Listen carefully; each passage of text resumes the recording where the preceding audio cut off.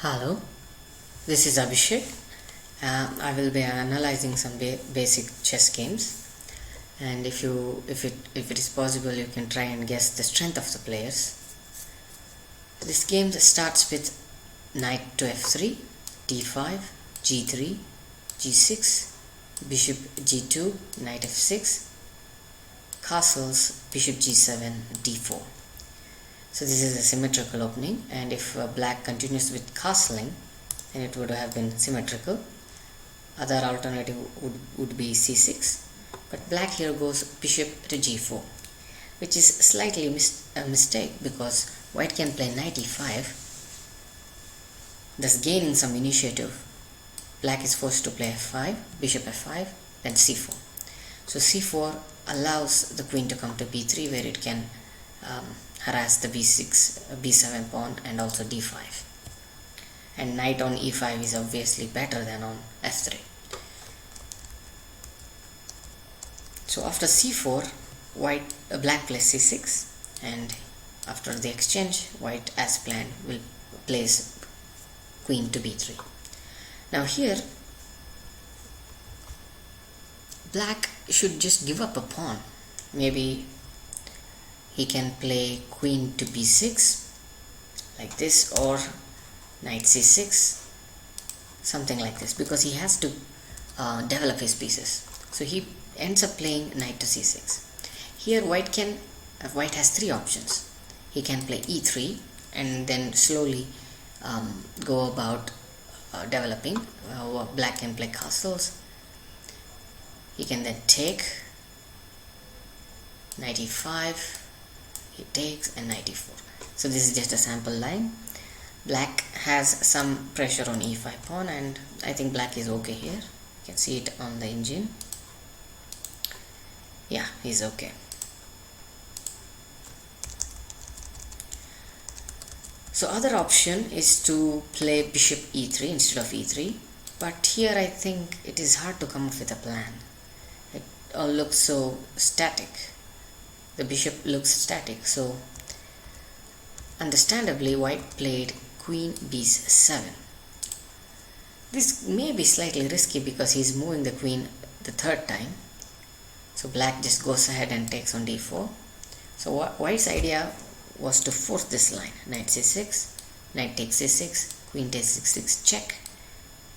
Just remember that queen cannot move because the rook hangs in the corner. So bishop d7 and then queen c5. So queen c5, because if black plays e6, then he cannot castle, and also d5 pawn is pinned to the rook. But black has a good move here, which is queen b6. This forces the exchange of queens, because if queen moves somewhere else, say a3, black would have simply gained a move. So he exchanges, plays knight c3 attacking d5, so black protects it. Here white can play e4, but then this leads to a lot of exchanges, something like this: rook a4 attacking here, bishop c2, rook c4, b3, and then c8.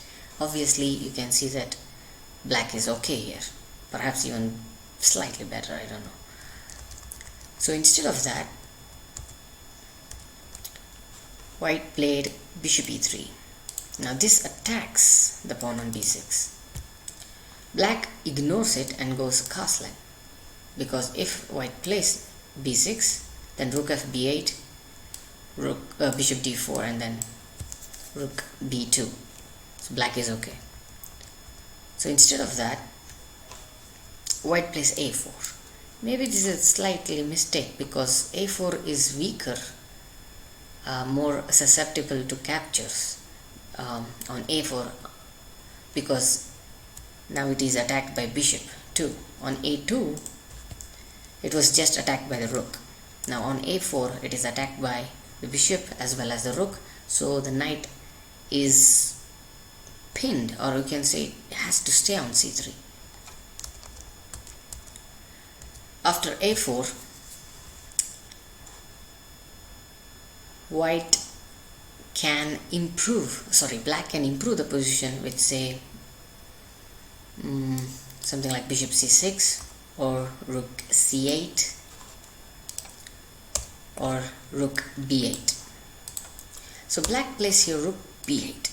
So other moves are also possible, bishop c6 and c8, but rook b8 is kind of a waiting move because he is just seeing what white's plan is. Here white goes bishop f4, black goes c8, and I think this is a waste. It is a waste of a tempo because white has achieved nothing while black has a rook on the open file. So white can go back to e3 attacking b6, but it would not make any difference because b2 would still hang at the end of the line. So he goes rook f d1. Black goes knight h5. Again white can go e3, but again b2 would hang, so he goes bishop d2. Here black can improve his position by playing c6, contesting the g2 bishop and continuing the game. But he goes for another variation where he wins the pawn but hands initiative to white. That line is bishop c3 and rook a4. White here plays e4. I think this is a very good move. Now black can take on here or take on a1. Both leads to the same position by transposition. So in this game black played rook a1, white took on a1, and then he took on e4, bishop takes e4. So you can see here black is up a pawn, but white certainly has compensation. His bishop pair is very strong, especially the bishop on c3.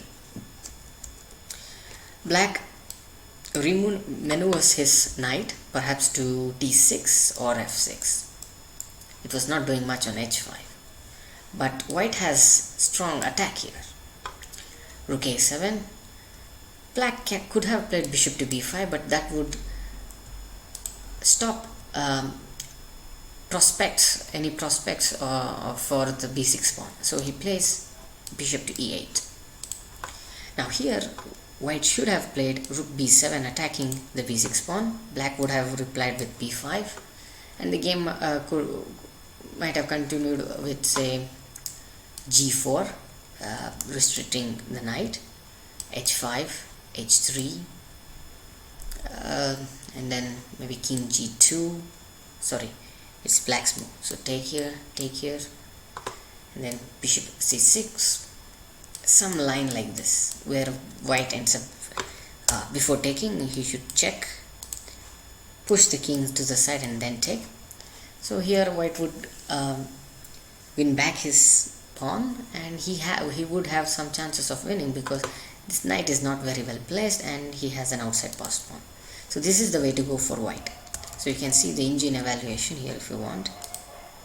It's about half a pawn. Yeah, it's winning prospects are looking good for white. Not necessarily winning, but better. Instead,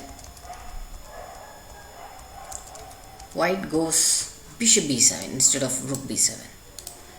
Black could have played rook c7 immediately, but he goes rook d8, just taking the open file.